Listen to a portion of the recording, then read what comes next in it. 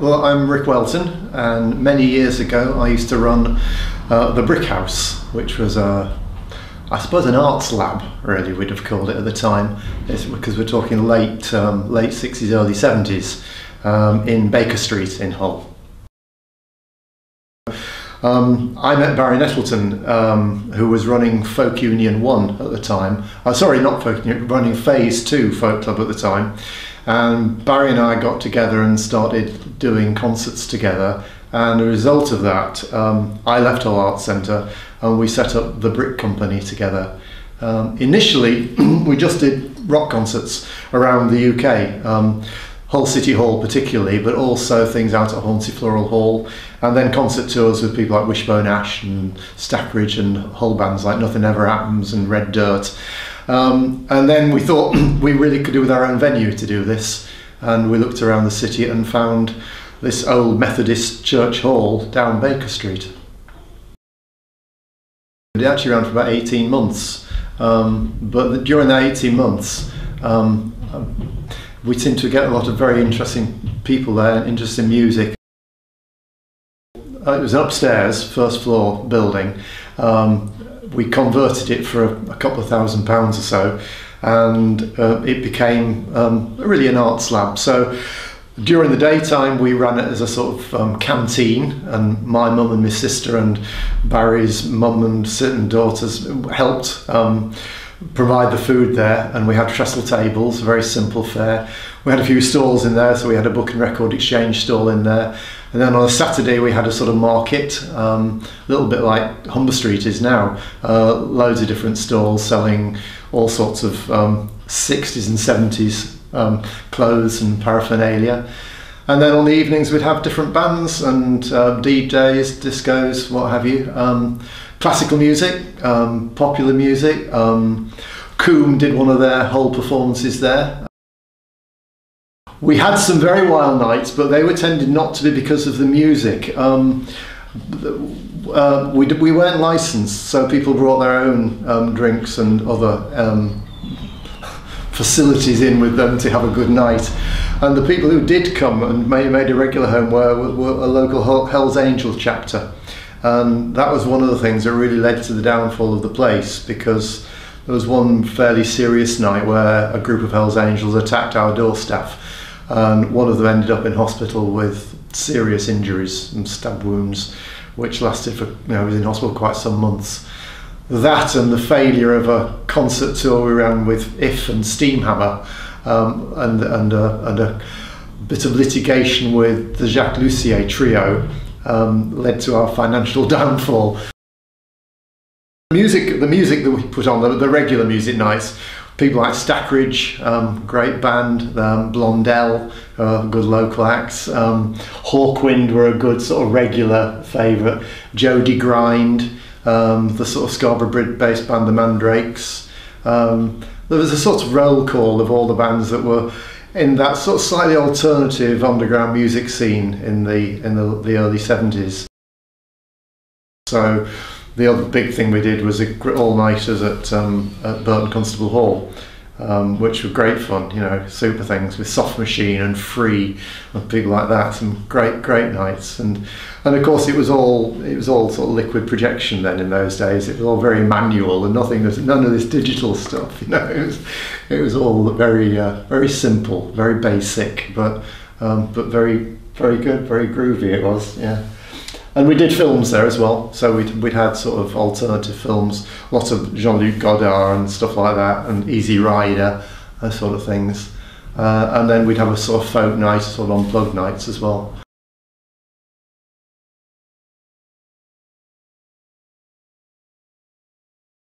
John Rose, aka DJ Roscoe, Romeo and Juliet's, The Welly, Sergeant Pepper's, and many pubs. October 88 till present day, mainly house and dance music, Mau Mau stuff, and big boats with big tongues. Started in Hull, then branched out of town, did Perception, Mythology, Dance Festival, Peace Festival, God's Kitchen, Miss Moneypenny's, mainly things out of town what was just an everyday thing, because in all it wasn't an everyday thing, it was like privileged and all. When I had house and dance music, I was addicted to it. The police hounded me for being a drug dealer, which I wasn't. I was only interested in it for the music, and they busted me 3 times and never found anything. I met a kid called Easy Grove there from Bristol called Dennis, and I was on the road with him for about 5 years, and he was doing quite a few, and I went along with him and filled in, did some in Sheffield, CJ's in Sheffield and Nelson Mandela building in Sheffield. We used to amalgamate with Hull. We used to go there 1 month and they used to come here, which was a real good atmosphere. I mean, to me, I was like representing a lot of the time, because like there weren't many kids that was like into it, you know, into the music, and to me it just hit me. I just loved the music, and I still do.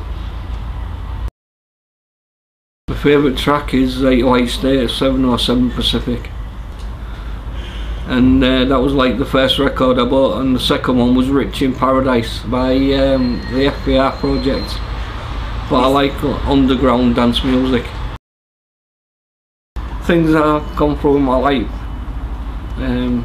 which I'm glad that I did go through and escape from reality.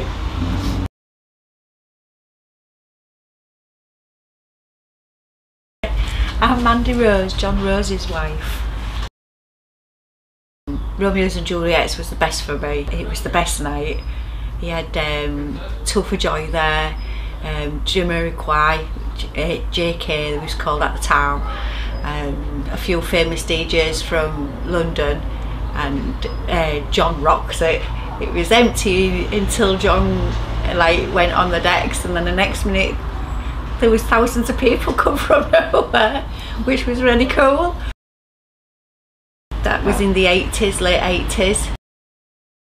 I wore my dungarees, baggy dungarees, and a big baggy t-shirt with sannies on. Didn't care what you looked like. My hair was all over. I just didn't care. It was really good fun. Like a couple of times I've been to Welly, and it was really mad, wild nights. And one night John was DJing, and I actually would fall asleep under the chairs while he was DJing. It was so funny, because he was like, I used to put the records away after he'd finished, you see. So he said to me, he went to tell me to put these records away, and next minute I was asleep under the I'd fallen asleep. But it was really wild night, but I was that tired. Charms, and I like Prodigy, and I like Orbital. I think they're great, you know. I do like them lot. When he used to go to the big raves out of town, he used to come back really early, days later, early hours in the morning, and bring like 20, maybe 30 people back with him. They all sat down, had a chat, and like, we never used to get to sleep until about 6 or 7 o'clock in the morning, because he was that excited still from being there. It was really good, and I used to have to do all their breakfasts. It was like everybody just accumulated at mine for their breakfast, and then they all went home slowly. It was really good though. He had some good fun. He had some really good friends as well there with him doing it, so it was good fun. Tiffany's, it's not even there no more, it's closed down. But Tiffany's was before I met John.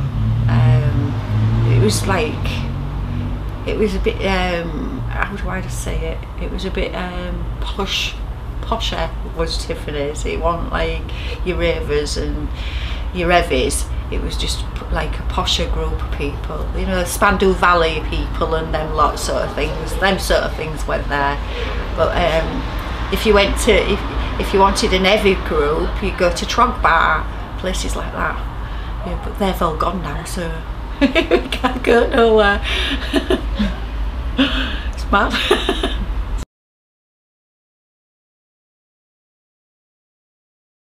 We'd like to talk about the Welly Club, and in particular the night that we put on there for many years called Yo-Yo.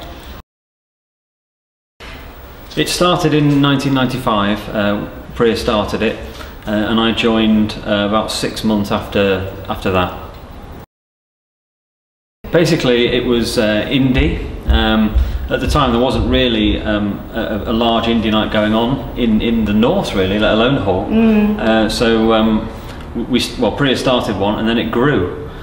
Yeah, it was on a Saturday night as well, which is quite unusual, because in Hull the only sort of place you could maybe hear a little bit of that music was at Spiders. There wasn't anywhere else, and there were some people that might just wanted to change, didn't just want to go to Spiders every week, maybe wanted to try other places.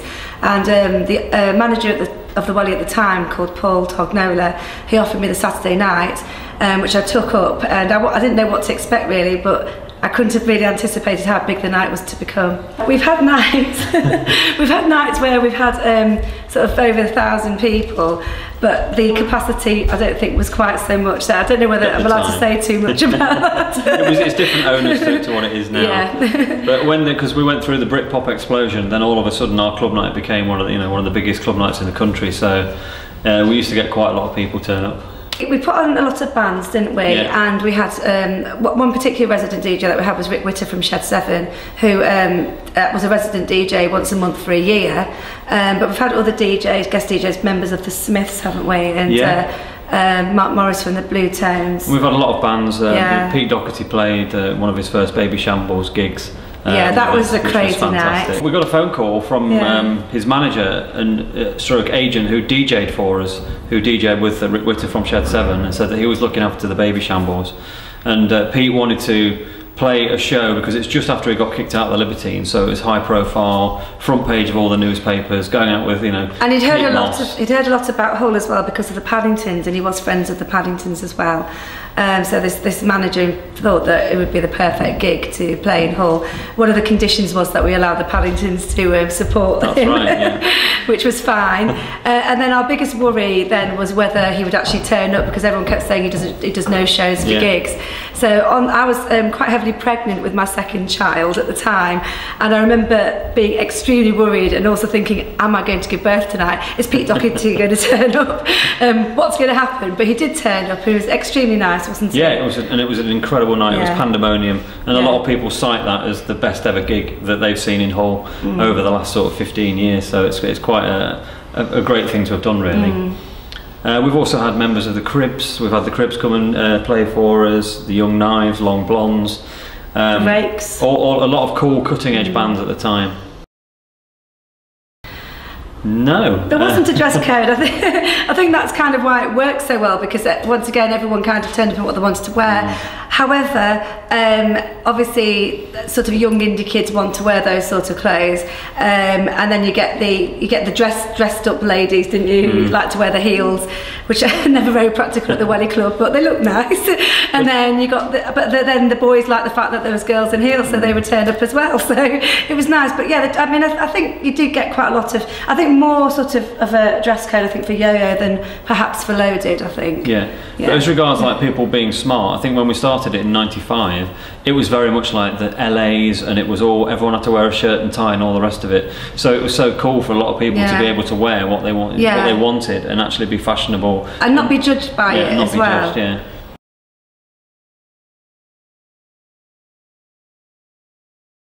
My name is John Peters. When I first came to Hull in the early 90s, I pretty much spent all my time at the Welly. Used to go up the room sometimes, but the Welly. It was like a very old working class men's, like they used to have card tables previous to it being a disco, and loads of darts and stuff, and then when rave came along, they just started playing loud music, and it was a good venue for it, yeah. We were listening to 60s soul, funk, bit of reggae at that point. Yeah, we used to go raving in suits, which was good, suit and tie, and just literally raving to acid house all night. It was great. In the Welly, the great thing was there was a lot of local people, and the element of students and people that were from out of town that were there, they were all there for the music. It wasn't what's the word? It wasn't very glamorous. It was just sweating. No, they were all pretty well. There's about 5 years that I can't quite account for, where I was DJing all the time, promoting and being at the Welly all the time and decorating it, painting it, putting new sound systems in, altering the sound, putting light shows on. A guy called Paul Tognola owned it, and he was up for anything. Yeah, I think he thought we were just a bit daft, but he was enthusiastic. But he was just, you know, like, why are they dancing all night to black soul music when that stopped in the 70s, you know what I mean? But I mean, it was more than that, to be fair. There was the old music, but there was jungle and things were coming through, and the Prodigy and, you know, rave style music. So it was more about being part of the crowd and using the music to bring the crowd together. You know, we used to use psychological techniques that I can't tell you about, that were manipulating the people that were in the room, so they all were like, wow, we're really all enjoying this together, but actually we were like messing with the heart rates and changing the lighting, so that, you know, it's all like an ongoing experiment.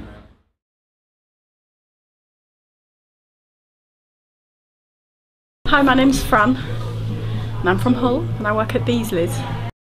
First club I used to go to was Spiders, and I started going there when I was probably about 17, so a bit naughty. But I used to love going there because I was really into Manchester, so I really like Happy Mondays and Stone Roses, and I used to play loads. And then after that we used to go to Silhouette on a Tuesday night because that was more indie. And yeah, I used to love that, that was always good fun. Yeah, late 80s, early 90s, yes, kind of 88, 89, yeah. It's definitely Manchester. I love the Stone Roses and in Spiral Carpets. Anything Manchester I would listen to. Definitely loved it. I used to wear, I never went into the baggy jeans look, I didn't like that, but I used to wear, funnily enough, we kind of sell it now, but you know, cut off Levi jeans, Doc Martens, really brightly coloured tights, and then I was really into patchwork waistcoats in suede and that kind of thing. And then we'd just go to charity shops, used to shop here, charity shops, so we'd wear, you know, 60s dresses, and then it kind of went a little bit grungy after that. Still wore my Doc Martens, still do. Well, Spiders has a very interesting range of cocktails, and we used to drink Pink Pugsleys, which I think was based on strawberry milk, but I'm not entirely sure. And gin slings, gin, lime and soda, I think. It's been a while. I remember waking up in a hedge after a night at Spiders. The rest of the evening is vague, but I know I had a really good time. That's all I remember.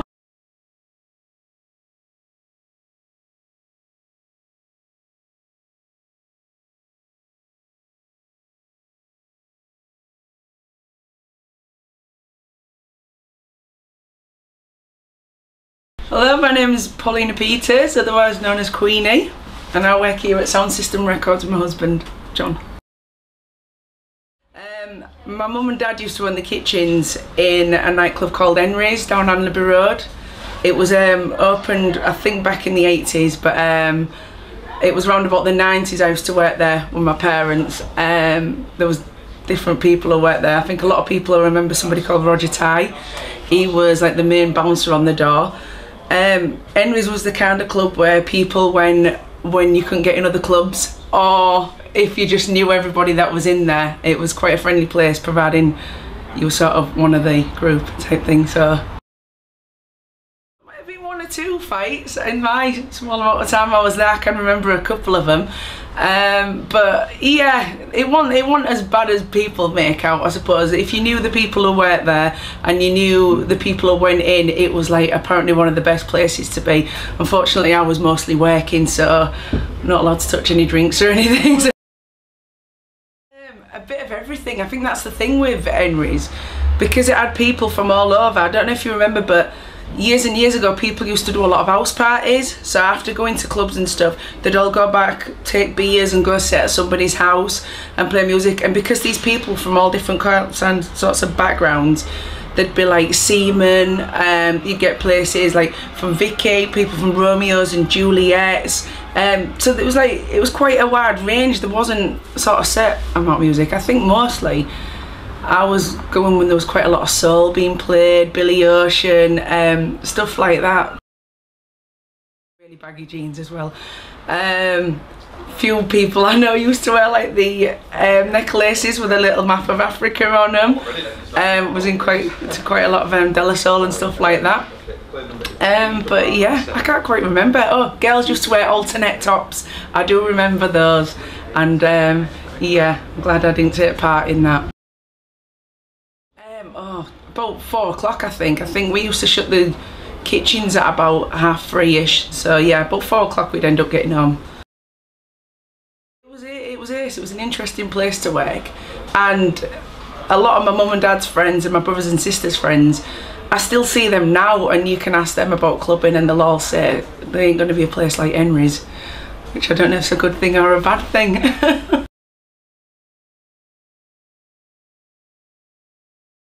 My name's Tim Everett. I'm here at the Museum of Club Culture talking about clubbing. I wasn't a very big clubber myself apart from the Trog Bar.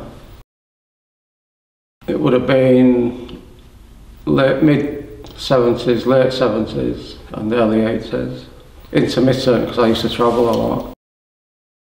It was quite a nice place to hang out. It was always dark and dingy. It was made to look a bit like caves, hence the Trog Bar. So it was all troglodytes. And I quite enjoyed it because you could always find little dark places to sit and chat with people. Well, when I used to go, they had live music on, they had various bands on, they had a little stage at the end of the club. It wasn't a very big stage, but there was some good bands on it. Sometimes went into scouts across the road as well. It was mainly where people went to, yeah. I used to drink lager, shorts as well, vodka, but my favourite tipple was barley wine, which was quite strong. I used to drink too much actually.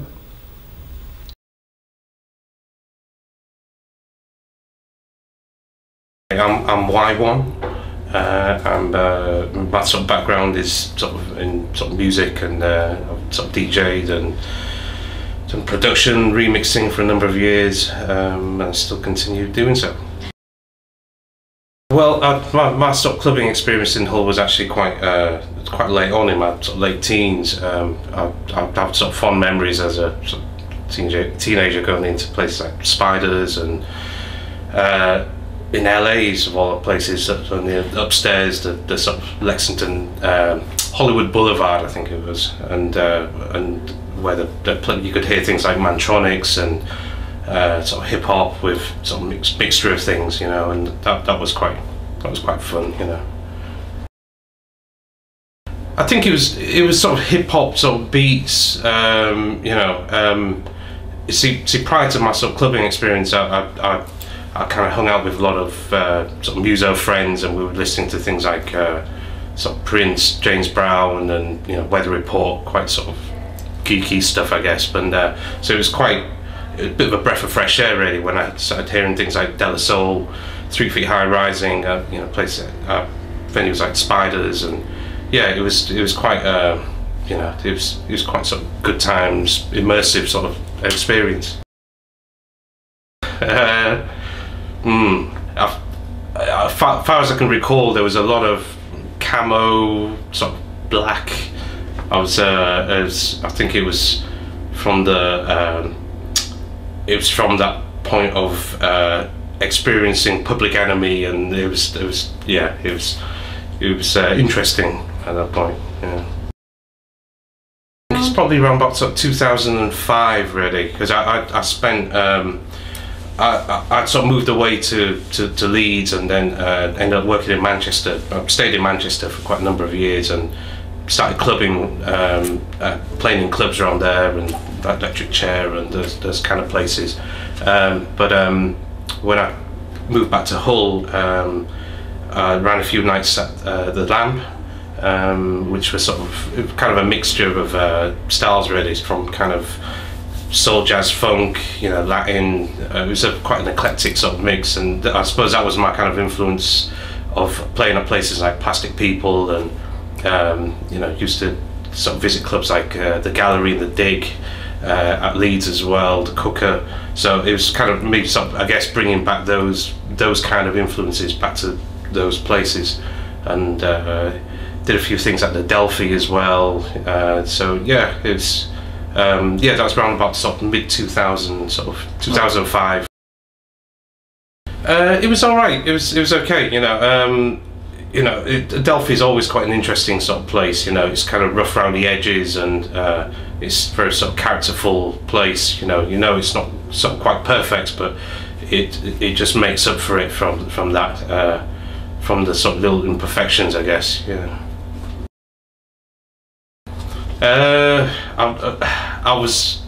I think thinking back then, it was lager, I think. But I remember those pink drinks in Spiders. I think pink Pugsleys. I think, yeah. I'm sure I'd have created a few pavement pizzas with those, and yeah. I think there were something like 95p or £1 or something. There were essentially strawberry milkshakes that had some lethal alcoholic concoction in there, and yeah, they were quite palatable, and you could quite easily knock them back. But of course, you're mixing something alcoholic with milk. Sometimes doesn't always kind of, you know, work. But yeah, but yeah, there was always these little patches of pink outside Spiders without without fail. Yeah. So I remember them fondly. Yeah. I think I DJ'd about 4 years, I think, yeah, at the Lamp. I kind of intermittently popped back into the Lamp whilst I was based in Leeds and Manchester. Used to pop in, and we used to sort of hear people like Porky and, you know, the Fearless sort of crew doing their thing there, and that was really cool. You know, it was although it was more of a bar really than anything else, but the vibe of it was really cool, you know. And so it was quite nice to see that sort of underground thing going on in your sort of hometown, really, because up to that point, most of my sort of I guess most of my sort of clubbing sort of experience in Hull was I suppose some of it was quite sort of mainstream, although there was little pockets of sort of underground scenes going on. But it wasn't really until when I was based in Leeds that, you know, I kind of saw different things. But it's nice to see those little seeds kind of sort of develop over the years, really.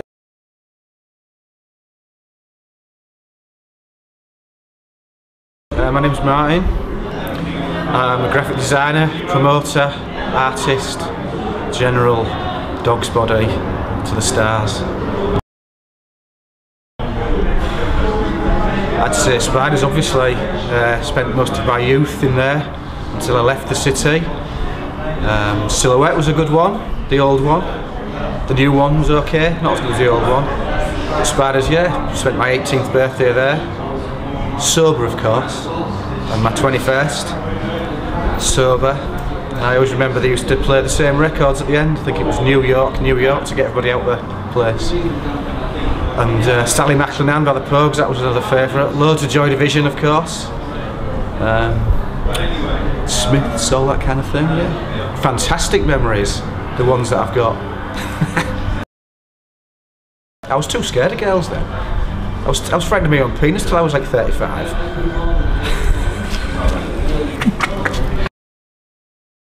I don't know, but it was 48p a pint, and they had some odd ones, didn't they? Panaglatic Gargle Blaster, which was a little bit of a strange one. I didn't really touch that.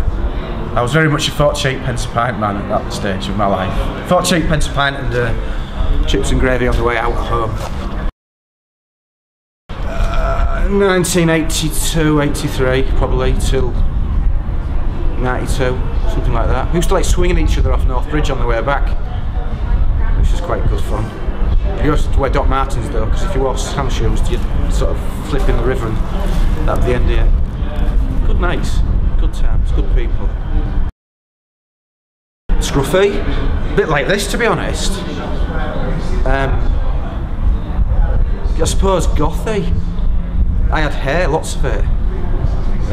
Used to henna it, dye it black, let it get dirty, get dreadlocks. Generally, I didn't really care about my appearance. I just cared about dancing, having a good time. I used to love getting drunk and then dancing it off. I used to like dancing to Transmission by Joy Division because you could go mental and then you could throw everybody around to Sally McLennan. And New York, you could pretend you were in love with somebody and swan about like you were in love with somebody.